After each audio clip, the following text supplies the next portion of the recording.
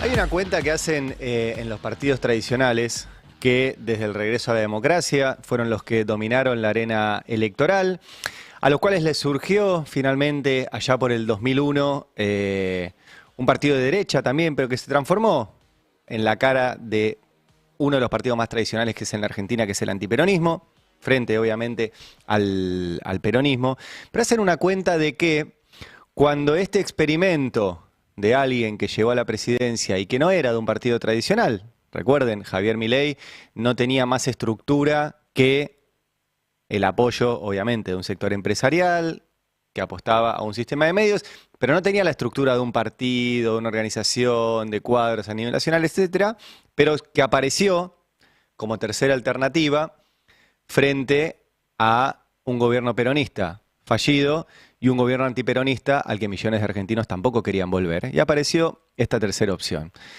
Y va a ser un gobierno fallido, más tarde, más temprano. Lamentablemente este gobierno no va a tener buenos resultados. Y lo que hay que tratar de hacer en este momento es contención de daños de todo lo que hace el gobierno en todas las áreas, en la política, en la cultura, en la salud, en la sociedad, etcétera, en la economía, obviamente. Pero decía que los partidos tradicionales hacen una cuenta de que cuando a este outsider que no formaba parte del sistema político tradicional le vaya mal, la sociedad automáticamente se va a acordar y decir, había partidos tradicionales, volvamos hacia ahí. Está bastante discutido eso en el análisis político, en la ciencia política y en todos los que tratamos de mirar la realidad con un poco más de complejidad. Sobre todo porque si la sociedad ya eligió a alguien por fuera de esos partidos tradicionales, ¿por qué no elegiría a otro? Y digo todo esto porque estamos en año electoral. Ayer el gobierno hizo la cuenta de los pobres. Y digo hizo la cuenta porque les voy a mostrar que la cuenta no da, que hay muchos más pobres de los que el gobierno dice. Pero hizo la cuenta de los pobres que no cuentan con nadie. Porque no hay representación de esos pobres. Porque, y esto no solo lo analizamos nosotros desde una mirada crítica del gobierno de Milei, desde el propio gobierno de Milei lo saben, y algunos incluso te lo dicen, que ellos no ganaron porque la sociedad se hubiera derechizado, se hubiera hecho mileísta, sino que ganaron porque había una sociedad descontenta con las dos experiencias anteriores. La experiencia del macrismo, que había generado pobres a conciencia en un plan de miseria planificada, y la experiencia de un peronismo que mantuvo todo exactamente igual que como lo recibió, por ende no lo mejoró. Hay razones, hay un montón de cuestiones complejas, no es ahora el momento, pero efectivamente al peronismo le tocó una pandemia, le tocó una sequía, le tocó una guerra, le tocaron un montón de cosas y también tomó decisiones que no le mejoraron ni el ingreso, ni el trabajo, ni la vida cotidiana a millones de argentinos. Y frente a esas dos experiencias fallidas apareció Milei. Y repito, es muy poco probable que si Milei es una experiencia fallida, automáticamente la sociedad se dé vuelta a buscar lo que hace poco no le resultó. Veremos cómo evoluciona eso, pero hay gente en los partidos tradicionales que apuesta a eso. Yo creo que la única apuesta para hacer, lamentablemente, es que elección tras elección la sociedad no solo no mira hacia los partidos tradicionales, sino cada vez vota menos. Si mira la participación electoral de los últimos años, decrece. Y ese es otro de los grandes problemas que tenemos en términos democráticos. Pero bueno, ayer salió el número de pobreza que dio el INDEC. Les muestro el comunicado que publica el INDEC con los números. Ahí lo tienen, que básicamente dice que hay 29,8 millones de personas bajo la línea de la pobreza. Y el gobierno salió a celebrarlo, sacó un comunicado en la oficina del presidente electo, donde básicamente dice que bajó la pobreza, ¿sí? Caída durante el periodo de julio a diciembre de 2024, gracias a las profundas reformas económicas impulsadas por el presidente Milei. La pobreza sin precedentes que había dejado el gobierno de Alberto Fernández, Cristina Fernández y Sergio Massa, que llegó a un pico del 52,9. Guarden este número porque ahora voy a hablar de eso.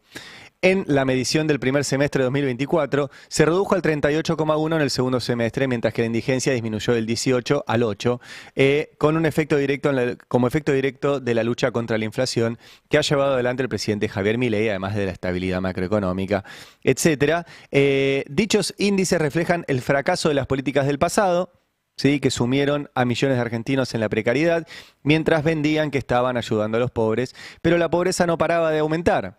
La gestión actual demuestra que el camino de la libertad económica y la responsabilidad fiscal es la vía para reducir la pobreza a largo plazo. Y, atención al último párrafo, porque es importante también en este contexto, el presidente Javier Milei y su equipo económico, liderado por el ministro Luis Caputo, profundizarán este camino que ha demostrado devolverle al pueblo argentino la dignidad que le fue negada durante décadas, etc. O sea, el gobierno festeja que, según el INDEC, bajó la pobreza.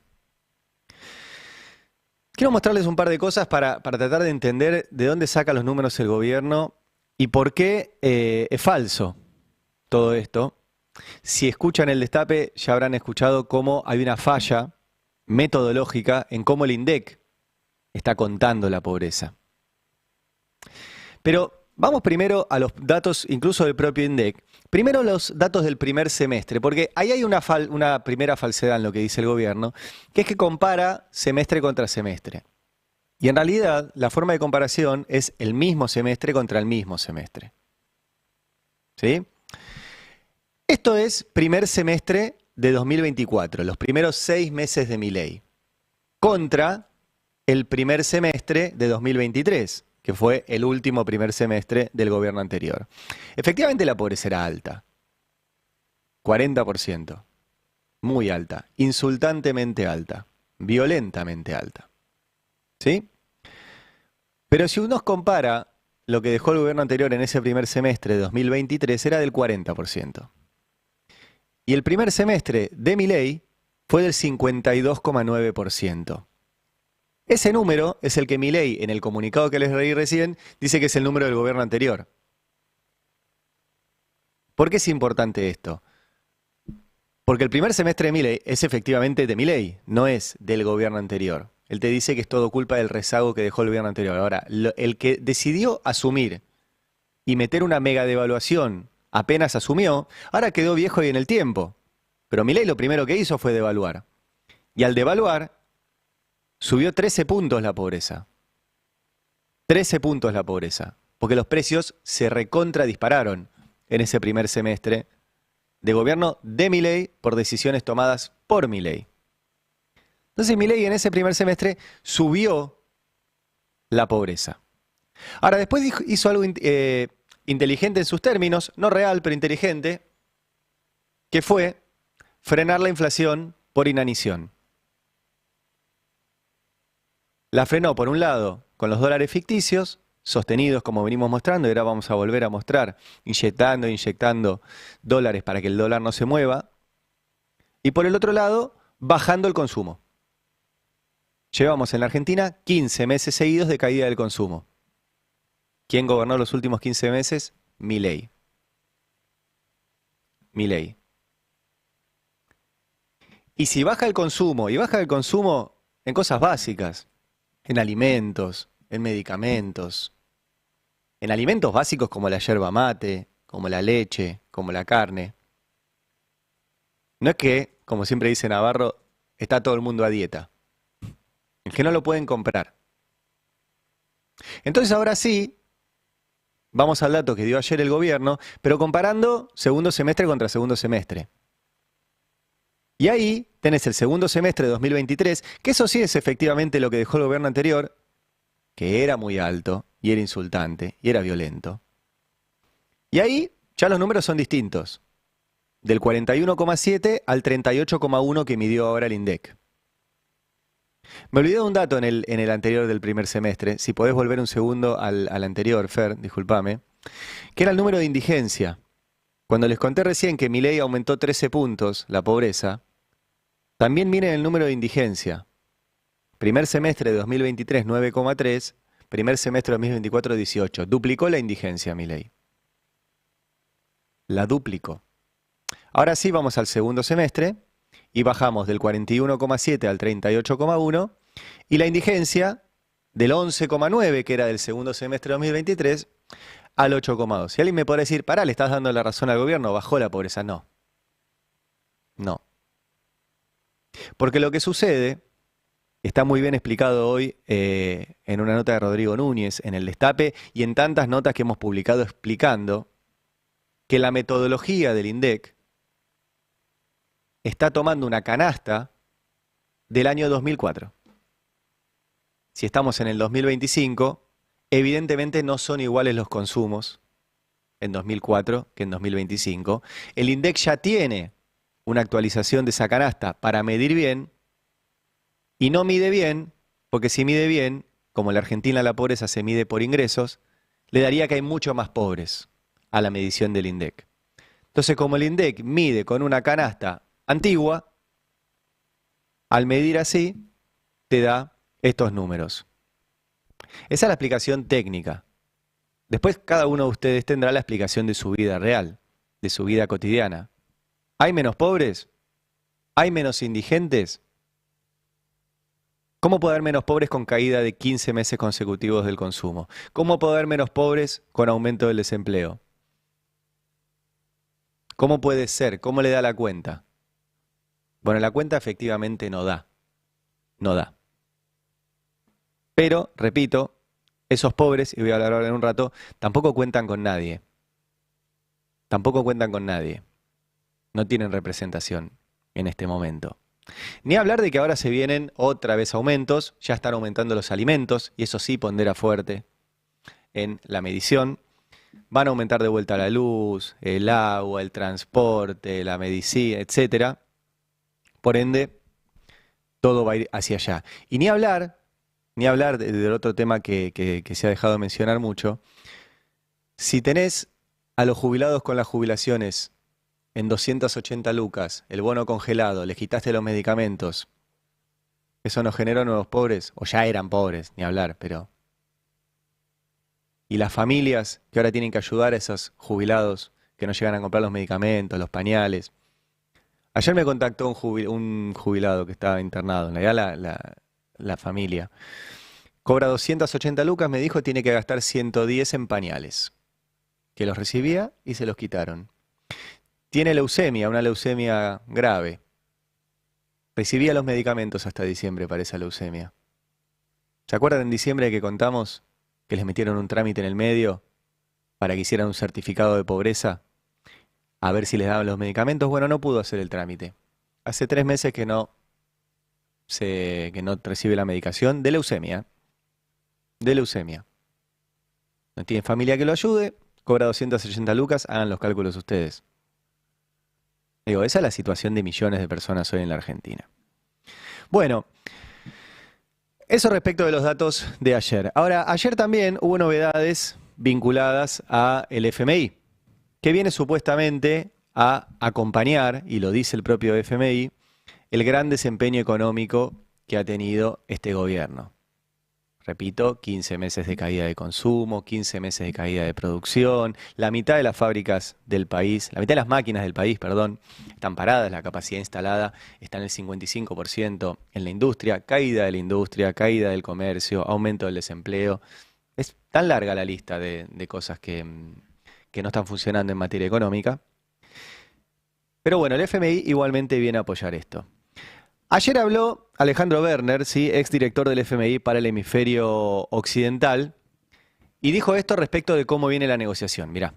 Porque la decisión del fondo es dicotómica, ¿no? O le da un crédito o no se lo da. Entonces yo creo que se lo tiene que dar.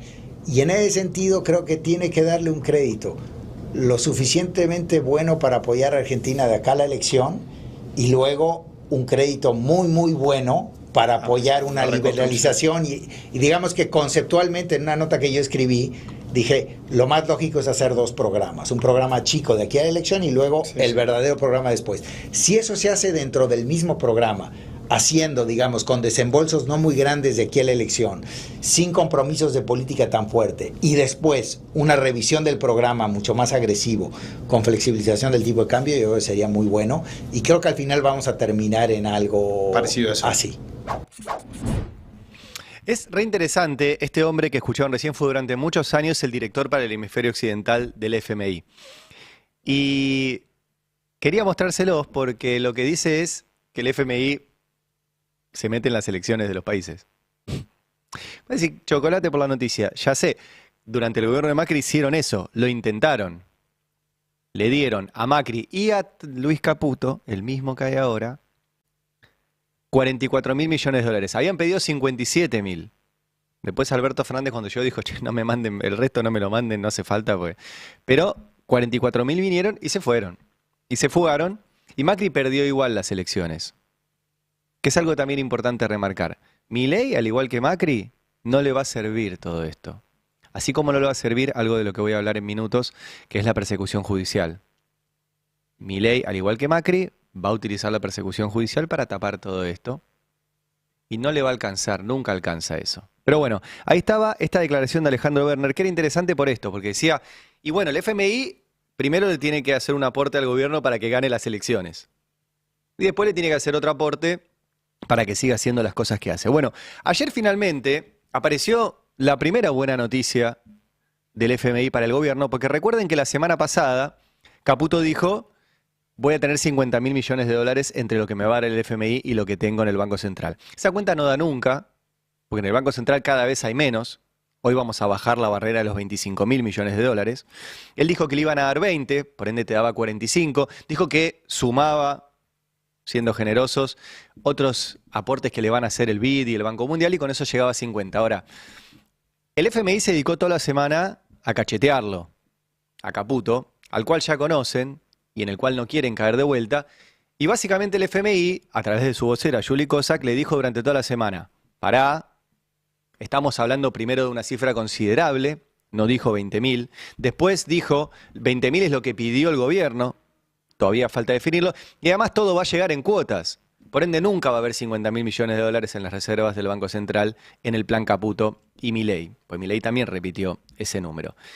Y venía una tras de otra el FMI cacheteándolo. Bueno, ayer hubo declaraciones de Kristalina Georgieva, la número 1 del FMI, que las publicó la agencia Reuters. El título de la nota dice lo último sobre las negociaciones de Argentina para el préstamo de 20.000 millones de dólares del FMI. Y hay un textual, en on, de Kristalina Georgieva. En on es que lo dice, ¿sí? No, o sea, es la declaración de ella. Respecto del primer desembolso. Ayer hablamos mucho del primer desembolso. La habló mucho el ministro Caputo el otro día en su puesta al aire con Luis Majul. Porque el gobierno necesita que ese primer desembolso sea fuerte. Y la explicación de Caputo de que ese primer desembolso tenía que ser fuerte es, nosotros ya hicimos y ya sobrecumplimos las cosas que el FMI siempre pide. Por ende es lógico que nos den más plata al inicio, porque nosotros hicimos la tarea antes de que nos la pidan. Ese es un poco el argumento de Caputo. Bueno, ayer llegó esta frase de Kristalina Georgieva que dice, es una petición razonable, se lo han ganado, dado su desempeño. Y hablan de un desembolso inicial del 40% de su nuevo programa de préstamos. El 40% de 20.000 son 8.000. Bueno, le diría el primer dato más o menos favorable al gobierno que viene todo esto, cuando en las decenas de programas que hizo el FMI en los últimos 25 años, nunca pasó esto. No dan el 40% en el primer desembolso. Veremos, y de hecho lo dice ahí abajo, Georgieva dijo, espera concluir las negociaciones del nuevo programa con Argentina antes de sus reuniones de primavera de abril. Esto es en el curso de abril. Bueno, nosotros día tras día, seguimos limando las reservas del Banco Central. De hecho, está el tuit de todos los días. Yo les recomiendo que lo sigan, y si no, se los voy a mostrar acá todos los días a Cristian Buteler, ¿sí? Que todos los días básicamente sigue algunos indicadores económicos, uno de ellos son las reservas. Hace muchos años que lo hace, por eso ven que tiene la serie histórica, desde el 2012 la tiene. Bueno, reservas, terminan en 25.052. Si ustedes siguen este espacio, verán que hace unos días nomás ya estábamos en 27.000, después bajamos a 26.000, después a 25.000. Mañana ya vamos a estar en 24.000 y pico. Es una sangría tremenda. En el día bajaron 723 millones de dólares. En el mes, 2.943 millones de dólares. En el año, hoy estamos a 1 de abril, o sea, pasaron 3 meses nada más. En el año, 4.555 millones de dólares. Hoy el Banco Central vendió 143 millones. Esa es la situación en este momento. Y obviamente genera mucha incertidumbre. Ayer lo escuchábamos a Carlos Merconian, que dijo que están utilizando dinero de los depositantes, o sea, los encajes bancarios de tu plata, que están en los bancos, de tus dólares, que los están usando. Ayer lo repitió Cavallo. Qué tremendo que sigamos mencionando a Cavallo, ¿no? Después de tantos años, tenemos que volver a vivir a Caputo y volver a mencionar a Cavallo. Pero bueno, Cavallo, que también tiene intereses empresariales, no es que le desee algún bien a la Argentina. Ayer también dijo, che, ojo, que están utilizando los depósitos. Y de hecho hay una nota hoy en el Destape de nuestro compañero Fernando Alonso que advierte sobre eso. Se acelera la salida de depósitos en dólares y los bancos le piden billetes al Banco Central. Los ahorristas retiraron de los bancos más de 5.000 millones de dólares desde que terminó el blanqueo de capitales. Los bancos le tuvieron que pedir este lunes 70 millones de dólares en billetes al Banco Central para atender los pedidos por ventanilla. La desconfianza se acentuó en la última semana. O sea, esto está pasando. Esto está pasando. Mientras tanto, el gobierno dice, acá no pasa nada, Caputo dijo no nos preocupa, los dólares se recuperan enseguida, acá lo que pasa es que hay gente que está tratando de desestabilizar, y como hay gente que trata de desestabilizar, la gente se asusta. Se podría asustar a alguien que tiene $1.000 en el banco y los va a sacar, pero no fue el ejemplo que puso Caputo. Caputo dijo, entonces los importadores están acelerando compras y los exportadores reteniendo ventas. No, Luis, pasa eso porque tenés el dólar bajo.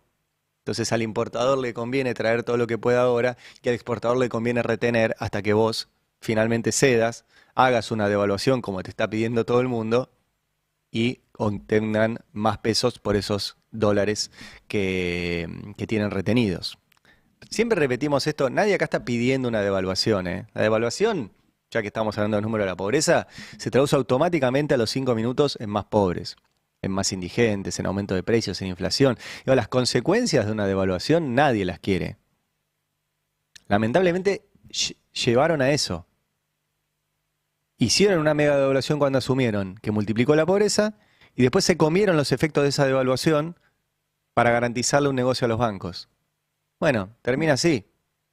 En algún momento se termina ese negocio para los bancos, que era el dólar barato, juntaban pesos, compraban el dólar barato y lo fugan. Ese es el negocio. Y en algún momento termina. Y termina con una devaluación. ¿Queremos una devaluación? No, nadie quiere una devaluación. Y menos los efectos de una devaluación. Pero bueno, termina así. De eso habló Mauricio Macri, justamente, que ayer estuvo dando vueltas. Ahora lo vamos a escuchar varias veces a Macri porque está a pleno la interna en el PRO y entre el PRO y la Libertad Avanza. Pero habló justamente de estos temas Macri ayer en Radio Mitre. ¿Qué dijo? ¿Usted cree que el dólar está atrasado?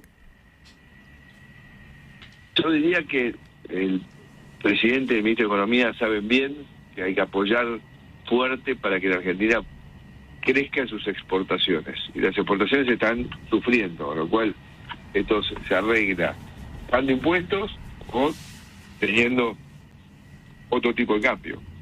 Yo creo cuando uno dice, no, vamos a bajar impuestos. Sí, el tema es que hoy la falta de digamos, como diríamos, superávit fiscal más cómodo hace que todavía no puedan bajar los impuestos. Con lo cual estamos trabados, porque con estos impuestos es muy difícil producir, crecer en la Argentina, ¿no? Estamos rankeados entre los países con los impuestos más altos del mundo. Bueno, las exportaciones están sufriendo y hay que tener otro tipo de cambio, dijo Mauricio Macri. Ahora vamos a volver a Macri, pero está muy vinculado con esto. Recuerden, Macri fue el principal impulsor de la persecución contra Cristina. Macri fue el que inició, a través suyo o a través de gente que trabajaba con él, varias de las causas contra Cristina. Fue de hecho el que impulsó la causa Vialidad, no solo desde la Dirección Nacional de Vialidad, sino desde distintos organismos del Estado que se presentaban como querellantes para empujar y empujar y empujar. Fue el que utilizó los recursos del Estado, los de los servicios de inteligencia, los medios empresariales que lo sostuvieron para apuntar contra Cristina y contra otros, y generar lo que conocemos como el lawfare, que es, siempre recuerden, el lawfare es una forma de política económica. Acá no hay nada de judicial, no hay que ser abogado, no está en la Constitución, no está en el Código Penal todo lo que sucede en esto. Siempre la persecución se trata de una herramienta de política económica, de grandes empresas que financian medios, que atacan a los dirigentes políticos que tienen proyectos económicos distintos a los de esas grandes empresas. Y utilizan a su vez a servicios de inteligencia para ir regando y aceitando la maquinaria judicial y a jueces y fiscales como títeres que ejecutan este tipo de política económica. Acá no se trata de derecho, ¿eh? Olvídense de la facultad de derecho cuando hablamos de todo esto. Y Macri fue el impulsor de la persecución judicial a Cristina de muchas formas. Al día de hoy interviene, porque los mismos jueces, no solo los que llevaron adelante el juicio, la causa de instrucción, como el juez Julián Ercolini, no solo los que llevaron adelante el juicio, esto es realmente increíble, o sea, a Cristina la condenó un juez que se llama Rodrigo Jiménez Uriburu, uno de los 3 miembros del tribunal, que jugaba al fútbol con el fiscal Diego Luciani, que fue el que impulsó la condena a Cristina, en un torneito de fútbol que se jugaba en la quinta de Macri, en Los Abrojos. Y el arquero del equipo, además, era Mariano Llorens, de la Cámara Federal de Comodoro Pi, desesperado por meter presa a Cristina, que se juntaba además con Macri en la Quinta de Olivos, y todos jugaban al fútbol juntos en la Quinta de Macri. Esos tipos decidieron sobre la vida de Cristina. Y sobre la de todos, porque lo de Cristina es además un mensaje a toda la dirigencia política de no te muevas un centímetro de las cosas que nosotros queremos. O terminás así. Atacada, tu familia atacada, tu despacho apedreado, millones de tapas en contra, una pistola en la cabeza y podés terminar presa. Lo cual, injusta y lamentablemente, es muy probable que suceda. Y ahora está en manos de la Corte Suprema, donde también hay 2 jueces nombrados por Macri por decreto, y todo porque otros jueces, como Borinsky y Hornos, que se juntaban con Macri en Olivos, en el caso de Borinsky, incluso figuraba a jugar al pádel, o sea, estos son unos Juegos Olímpicos de la persecución. Unos juegan al fútbol, otros juegan al pádel, pero la medalla de oro se la lleva el que mete en cara a Cristina. Bueno, todo eso está ahora en medio de estos números de pobreza, la negociación con el FMI, las elecciones, se va a resolver ahora. Finalmente la Corte Suprema ya tiene en sus manos el destino de Cristina. Va a depender ahora de ellos. Y repito, no van a aplicar el Código Penal, no van a aplicar el Código Procesal, no van a aplicar la Constitución. Siempre imagínense que, como deben tener algún problema de cuello, como todos los que laburamos mucho sentado, ponen la Constitución y el Código Penal para subir un poquito el monitor, y en el monitor leen lo que les dicen en Clarín y en La Nación, y resuelven eso. Eso es lo que pasa en los tribunales. En algunos tribunales, por suerte no en todos. Por suerte no en todos. Bueno, en medio de todo esto, no solo Macri fue el interesado en perseguir a Cristina, ahora también Milei, porque como les decía más temprano, Macri intentó tapar todos sus desfalcos económicos, que incluyó la negociación con los fondos buitre, los negociados, la deuda con el FMI, todo lo tapaba con causas judiciales. Bueno, Milei va por lo mismo. Y escúchenlo a Milei la semana pasada diciendo que Cristina va a ir presa. La expresidenta acaba de tuitear, che, Milei, y dice, ¿cómo es que, explícame? Es una historia irrelevante. La futura presidiaria, no me interesa lo que diga la futura presidiaria. Digo, que agarre y empiece a practicar cómo escribir sus memorias en los ladrillos de la cárcel. O si le dan la domiciliaria en la casa que decida recluirse. Esto dijo Milei en esa charla que tenía con Luis Majul y con Horacio Kavak. Así como Borinsky iba a Olivos a juntarse con Macri, Kavak va a Olivos también a ver cine, a ver ópera, perdón, me corrijo, y después debatir con Milei. Y por si esto no fuera poco, esta semana el jefe de gabinete, Guillermo Francos, ya con el expediente en manos de la Corte, dijo esto. Cristina tiene una condena de prisión que depende hoy solamente de un recurso de queja a la Corte que va a ser rechazado, como es la tradición en estos casos, ¿no? Que cuando hay doble condena, la Corte Suprema, sobre todo cuando está el Tribunal de Casación de por medio, la Corte no, obviamente no va a hacer lugar al recurso de queja, ¿no? Es lo que se supone por la tradición y la doctrina. De manera que claramente es esperable que en algún plazo, la Corte no tiene plazos, pero que en algún momento esas condenas finalmente queden firmes, ¿no? Bueno, el jefe de gabinete diciendo la Corte va a confirmar la condena contra Cristina, porque así lo establece la jurisprudencia, la doctrina, no sé, que inventa. Lo único interesante, cierto, que dice es que efectivamente la Corte no tiene plazos. La Corte lo puede resolver hoy, lo puede resolver mañana, lo puede resolver la semana que viene, lo puede resolver dentro de 10 años. ¿De qué va a depender? No de lo que dicen las leyes, no de lo que dice la Constitución. Va a depender de la situación económica, del préstamo con el FMI, de las encuestas electorales. De eso va a depender. Y de lo que le interesa al poder económico, que es el que finalmente controla lo que hacen en el cuarto piso del Palacio de Tribunales. ¿Cómo puede resolver la Corte esto rápido? Con el artículo 280. El 280 es un artículo del Código Procesal que le permite a la Corte, es uno de los tantos privilegios que tiene la Corte, no justificar sus decisiones. Simplemente decir, la causa queda como vino. Eso la Corte lo usa muchas veces. Alguien me dirá, ¿tiene sentido? Sí, tiene sentido en un montón de casos, porque a la Corte le llegan demasiadas cosas. La Corte resuelve cerca de 10.000 causas al año, una barbaridad. Hay semanas de 400, 500 expedientes que resuelven. Muchos los resuelven así, bueno, queda como vino. No se pueden poner a escribir todo. Ahora, hay un antecedente como el de Cristina, que es el llamado vudú. Así como en el caso de Cristina, los jueces los ponía a Macri, jugaban al pádel con Macri, se juntaban en Olivos, jugaban en la quinta de Macri al fútbol, etc. En el caso de vudú, el juez que impulsó todo es Ariel Lijo, que fue el que lo detuvo en pijama, en coordinación con Patricia Bullrich, que era la ministra de Seguridad en ese momento y es la ministra de Seguridad ahora. Lijo quiere llegar a la Corte, y este jueves se discute eso. Pero la historia de vudú se las quiero contar, porque en el caso de vudú lo acusaron de robarse una fábrica de billetes. La verdad que la única fábrica de billetes que tocó vudú, según las pruebas que hay, es la que habían armado con las AFJP. Las AFJP era una gran estafa a los jubilados. En realidad era una gran estafa a los trabajadores, porque los trabajadores aportaban a una AFJP su guita, supuestamente para ahorrarla, pero esas AFJP eran unidades de negocio de otras empresas.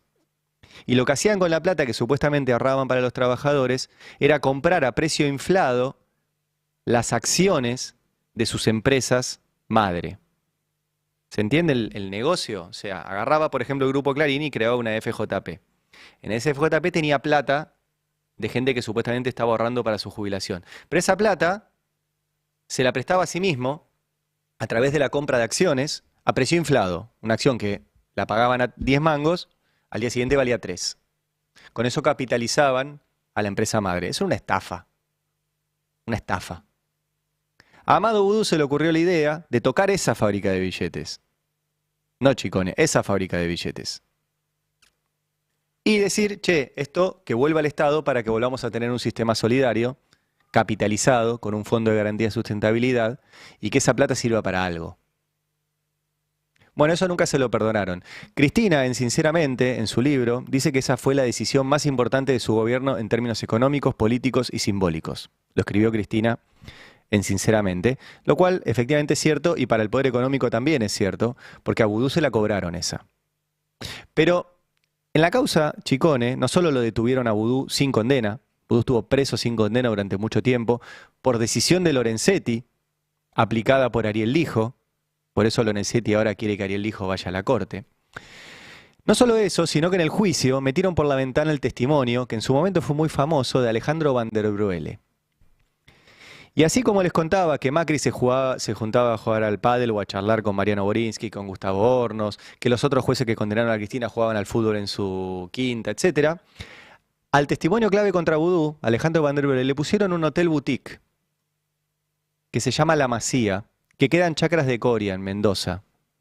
Hasta hace poco todavía funcionaba, Incluso algún amigo me dijo, che, fui, no sabía qué era y de repente el tipo estaba ahí atendiéndome, era el que vos escribiste la nota. Pues nosotros publicamos acá en el Destape los papeles de cómo el gobierno de Macri le pagó su testimonio contra Vudú a cambio de un hotel boutique. Y nadie hizo nada con eso. Y todo se sabía, y Vudú fue condenado igual, ya cumplió su condena. Y la Corte, y hice todo este paréntesis para contarles que la Corte, cuando le llegó para resolver el caso de Vudú, un ex vicepresidente, con toda esta complejidad, la fábrica de billetes, todo eso que decían, el caso de Vudú la Corte lo resolvió por el 280.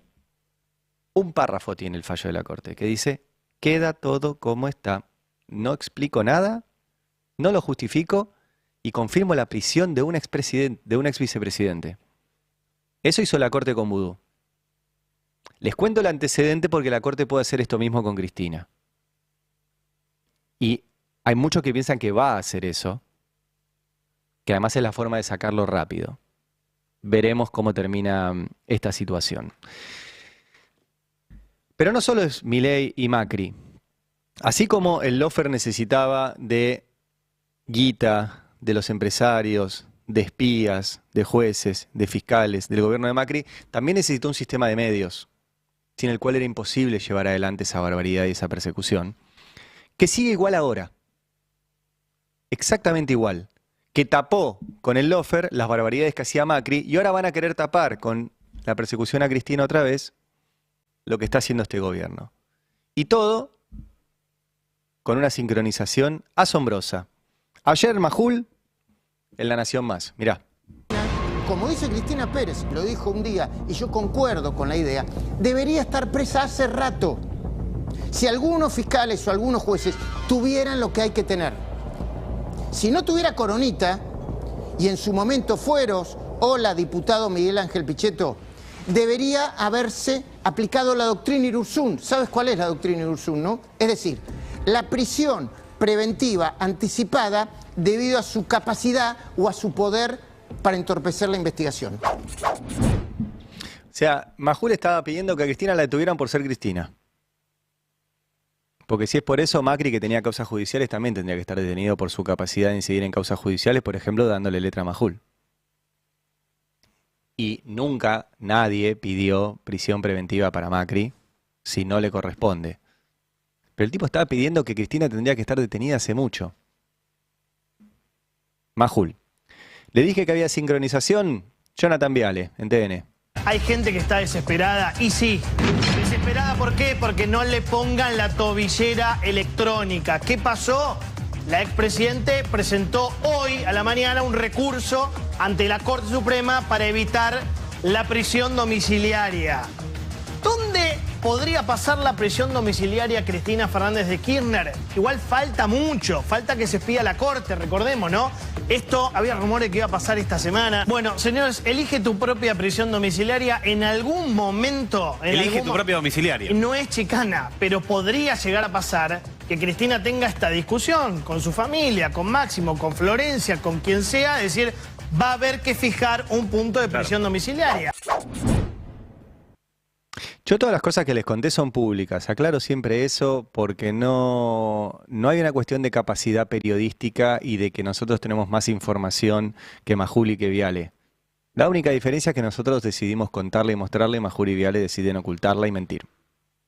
Es simplemente esa la definición. Y les decía, sincronización, bueno, Pablo Rossi ayer también, ya mostramos La Nación Más, ya mostramos TN, ahora América 24. Y mientras todo este circo va girando, Cristina ya en manos de la Corte Suprema de Justicia. Luis, en esto hay un correlato político, tiene este último tramo de Cristina recurriendo a la Corte Suprema. ¿Puede ir presa? Sí, puede ir presa, puede ir con prisión domiciliaria, sí, ¿no? Pero lo de hoy de Veraldi, del doctor Veraldi, el defensor de Cristina, haciendo su defensa en la sede del Partido Justicialista... Es mucho. Es mucho. No, es que Cristina es la presidenta del Partido Justicialista. Y no solo estarían metiendo presa a una expresidenta, ex vicepresidenta, sino que estarían metiendo presa a la presidenta del Partido Justicialista. Es un partido opositor. sin ninguna prueba. Sin ninguna prueba. Bueno, efectivamente ayer Veraldi habló desde la sede del Partido Justicialista y denunciaba todo esto que es la intromisión de Milei y de todo este sistema para insistir con que Cristina vaya presa. Tras Cartón sobreviene otro problema de envergadura política institucional todavía, digamos, más seria, y es que en un debate que el presidente Milei establece con la doctora Fernández de Kirchner, el presidente directamente, más allá de las cuestiones que se puedan discutir sobre si el precio del dólar es de una manera o si el Fondo Monetario Internacional debe o no comportarse de tal otra, introduce en la discusión la existencia de esta causa vialidad y reclama o dice o manifiesta, como ustedes quieran interpretarlo, que Cristina va presa. Bueno, esta es una manifestación extraordinariamente grave y desde nuestra perspectiva por lo menos significa una intromisión o puede significar una intromisión dentro de lo que es el manejo de causas judiciales, que el presidente tiene expresamente prohibido por disposiciones que están en la Constitución. Ahora, no solo eso hizo Milei, sino que Milei metió uno de los jueces que puede intervenir en la causa, lo metió por la ventana. Hoy en día la Corte tiene 4 integrantes. Uno es Lorenzetti, que fue el que diseñó la persecución. Los otros 2 son Rosengras y Rosati, que Macri los quiso meter por la ventana, finalmente cumplieron el procedimiento, pero después fueron los que garantizaron la persecución. Porque Lorenzetti era el presidente de la Corte, después fue Rosati, y después fue Rosengras y después fue Rosati. Y los 3 sostuvieron todo esto durante todos estos años. Y el cuarto lo metió Milei por la ventana, que es Manuel García Mansilla, que lo designó por decreto. Cristina ya lo recusó a García Mansilla, pero quiero recordar algunas cosas. Primero, un tuit que publicó ayer Andrés Gil Domínguez, constitucionalista, que hizo un pedido de acceso a la información pública sobre el respaldo administrativo de la jura de García Mansilla. ¿Qué significa esto? Si estaban, no solo la barbaridad de nombrarlo en comisión, cosa que la Constitución no prohíbe, sino si además cumplieron por lo menos con los procedimientos normales de cuando jura un juez de la Corte para con García Mansilla. Bueno, describe Gil Domínguez. No se tramitó ningún expediente administrativo. No se requirió que acreditar el bloqueo de matrícula. Esto parece un detalle, pero no. Cuando vos llegás a juez o fiscal, bloqueás tu matrícula como abogado particular. Porque no podés hacer las dos cosas. Bueno, no se requirió que acreditara el bloqueo de matrícula y presentara una declaración jurada sobre la renuncia de patrocinios letrados. Esto es, que mostrara que él renunció a ser abogado de todas las empresas de hidrocarburos de la cual era abogado. No se le pidió. No se exigió la realización de la capacitación obligatoria exigida por la ley Micaela, tampoco. Extraño, porque en su momento Rosati tuvo que cumplir con los requisitos exigibles a ese momento para poder jurar. Los jueces de facto juran de esta manera. O sea, todo fue trucho en la jura de García Mansilla.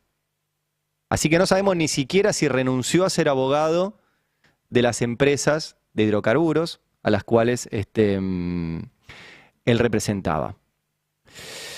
Y quiero recordar algo porque ¿cuál es la situación ahora? Lorenzetti y el Carmón Lofer, Rosati y Rosengras lo que lo mantuvieron y García Mansilla lo metió Milei por la ventana. Pero a García Mansilla le preguntaron qué podía pasar si un presidente mete un juez por la ventana y tiene que decidir sobre algo que a ese presidente le interesa. A Milei le interesa que Cristina vaya presa. Bueno, cuando a Manuel García Mansilla le preguntaron sobre la situación en la cual se encuentra hoy decía esto. Porque usted acaba de decir que, que no hubiera aceptado, de hecho, constitucionalmente ha sido propuesto para esto. Estamos hablando de un caso abstracto, de un juez que acepta ser designado en comisión de la Corte Suprema de Justicia y luego le ven un fallo contra el Ejecutivo Nacional, por ejemplo, suba de tarifas, por decirle un caso hipotético. Si eso no estaría afectando la independencia del último control de constitucionalidad de la República Argentina. En el caso hipotético que usted me está planteando, podría ser el caso de que un juez designado en comisión, una vez que ingrese a la Corte, sí tuviera una cierta falta de independencia y que tal vez, sí, digamos, me imagino un caso hipotético en el que el Poder Ejecutivo Nacional puede designar jueces en comisión y que fallen a favor de los intereses del Poder Ejecutivo en la medida que ingresen a la Corte, aún por ese lapso corto de un año. Sí, es posible. ¿Cómo es el meme? Y es eso exactamente lo que te está pasando, Manuel. A vos te pusieron por un año en comisión y ahora el presidente que te puso por un año en comisión te pide que metas presa a Cristina. Y vos decías que eso iba a afectar tu independencia. Por ende, no tendría que intervenir Manuel García Mansilla en el caso de Cristina. Nosotros tres tampoco, pero bueno, por lo pronto no tendría que intervenir Manuel García Mansilla. Bueno, en medio de todo esto, porque ya les hablé de los números de pobreza, ya les hablé de lo que pasa con el FMI y las reservas, ya les hablé de Cristina y su situación en medio de todo este contexto. Bueno, en el contexto también están las internas. Y por eso el editorial se llama La cuenta de los pobres que no cuentan con nadie. Porque no solo sucede todo esto y cada vez hay más pobres, sino que cada vez hay más internas.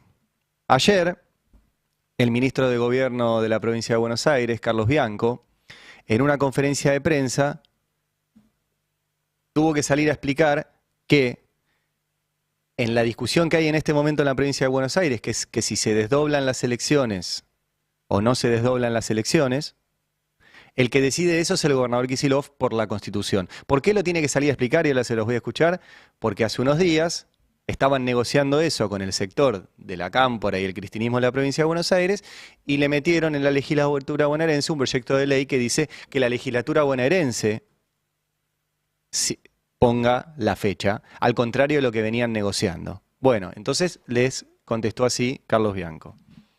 La semana pasada se presentó en el Senado un proyecto de ley firmado por 16 senadores de nuestra fuerza política, 16 senadores de Unión por la Patria, que solicita la suspensión de las PASO, como sí estaba consensuado, pero que intenta establecer, digamos, una fecha para las elecciones de manera concurrente, avanzando sobre las atribuciones del gobernador. Yo respetuosamente traje aquí la Constitución de la Provincia de Buenos Aires, capítulo 3, atribuciones del Poder Ejecutivo, artículo 144. El gobernador es el jefe de la administración de la provincia y tiene las siguientes atribuciones. En su inciso número 7 dice: convocar al pueblo de la provincia a todas las elecciones en la oportunidad debida sin que por ningún motivo pueda diferirlas. Está muy bien pedirle al presidente Milei, como hemos hecho, que respete la Constitución, pero también está muy bien respetarla en la provincia de Buenos Aires. Esta es la que vale. Bueno, esa es la situación. Entonces, hay como dos cuestiones para mirar ahí. Por un lado, si efectivamente la Constitución de la provincia de Buenos Aires dice eso, que lo dice, bueno, el gobernador Kicillof podría ayer, hoy, mañana firmar efectivamente el decreto, poner la fecha de elecciones como él quiere, que es desdoblada, no solo como él quiere, la enorme mayoría de las provincias que tienen elecciones este año la están separando de la elección nacional y esa es la estrategia que considera el gobernador que tiene que llevar adelante. Bueno, podría hacerlo y terminar la negociación así, porque el otro lado no están negociando. En medio de la negociación le imponen esa cuestión. Ahora, ayer salió la autora del proyecto, Teresa García, que es una de las personas cercanas a Cristina, a decir: yo no voy a discutir la Constitución de la provincia con Bianco, y seguimos en este lugar. Y en el medio salió la versión de que si el gobernador Kicillof desdobla las elecciones, Cristina se presenta en las elecciones provinciales para romperle la estrategia electoral al gobernador. Estas son todas versiones, no lo dijo Cristina en ON, pero obviamente todo eso circula y la propia Teresa García dijo: Cristina quiere estar encima de las elecciones bonaerenses. Y, por si hay que aclararlo, todo esto en el contexto de que la Corte Suprema puede decidir mañana si la deja fuera Cristina, no solo de la calle, sino de la contienda electoral. Entonces es una situación realmente compleja. Y del otro lado, y con esto voy cerrando, está la interna de el PRO. Vamos a escuchar el audio número 13, ¿sí? Te pido, a Mauricio Macri, Porque le preguntan, ¿cómo está la situación en tu interna con La Libertad Avanza? ¿Lo invitaría hoy a comer milanesas a Milei o no? ¿O no hay espacio para las milanesas? Sí, yo una relación personal con él hasta ahora ha sido impecable. ¿Y a Karina? A Karina le pedí, pero ella no quiso. A Karina le pedí, y Javier me dijo, la vamos a traer a comer milanesas, y ella nunca quiso. O sea, y yo le pedí personalmente si nos sentábamos a hablar, y me dijo que no, sí que no. Yo estoy en paz. Espacio? Yo estoy en paz, que he hecho lo imposible porque mi única prioridad en este momento es ayudar a los argentinos. No hay otra cosa, que no tengo segundas intenciones. Yo me entusiasmé cuando el presidente me habló de un proyecto de país, y me lo llamó 1870. Es que el comienzo de esa época de oro liberal. Juntos vamos a hacer el 1870, Presi como Michel. Y lamentablemente terminamos en un proyecto de poder donde la hermana decide que quiere dar una batalla contra el PRO en la ciudad de Buenos Aires porque no quiere acordar con el PRO. O sea, está todo bien. No, lo que no está mal que quieran disputar poder. Lo que está mal es que si la prioridad es sacar a la Argentina adelante, y vos acabás de decir, en la fragilidad que nos encontramos. Entonces, ¿cuál es la lógica? Si estamos en esta fragilidad de querer pelear políticamente con el único que te ha apoyado incondicionalmente. Bueno, ahí está Mauricio Macri contando que su interna es con Karina Milei, según cuenta él. Pero hay un dato que me llamó la atención y se los quiero compartir, y es que él dice no tengo segundas intenciones. ¿Se acordarán que ya varias veces Mauricio Macri se había quejado de que el gobierno no resolvía cosas y el gobierno le decía, Mauricio, no te vamos a dar la hidrovía, que es el tráfico sobre el río Paraná por el que salen el 80% de nuestras exportaciones? Bueno, ayer le contestó directamente Santiago Caputo. En una de sus cuentas le puso, si alguien lo conoce, que le explica a Mauricio que el PRO no nos apoya en el Congreso Nacional porque nosotros hacemos las cosas bien, liberalismo, y nosotros no apoyamos al PRO en la ciudad porque ellos hacen las cosas mal, comunismo. Casualmente, con el bloque de diputados del PRO nos pusimos de acuerdo y con el primo oscuro no. Y hay otro tuit, esta es una de las cuentas que se atribuyen a Santiago Caputo, que dice, capaz que el hecho de ser un mezquino y estar condicionando el apoyo al proyecto que vino a cambiar el país dependiendo de si te robás el Ministerio de Infraestructura para poder darle las obras, concesiones, licitaciones y los negocios a tus amigos, tuvo algo que ver también, pero no lo podría afirmar. O sea, acá Santiago Caputo está prácticamente revelando que Macri quería quedarse con pedazos del gobierno para hacer negocios. Todo nuevo, todo muy 1870, como le propuso Milei a Macri. Bueno, internas en todos lados, internas en la derecha, internas en el gobierno, internas en el peronismo. Mientras tanto, la cuenta de los pobres que no cuentan con nadie. Explicar los hechos y su importancia.